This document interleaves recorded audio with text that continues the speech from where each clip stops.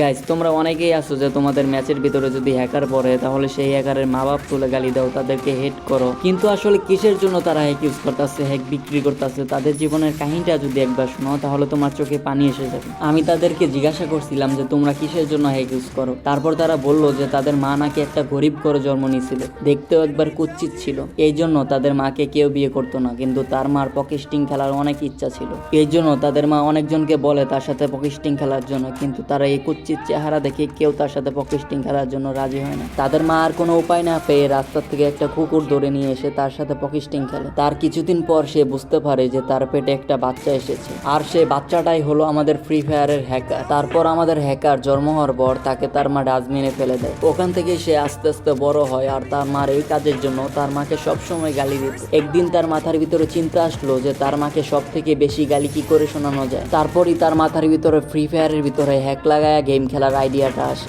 আর তাদের আইডিয়াটা সফলভাবে কাজে লাগে। ঠিক এই জন্য তাদের মা বাপ তুলে গালি দিলে তাদের কোনো যায় আসে না, তারা আরো খুশি হয়।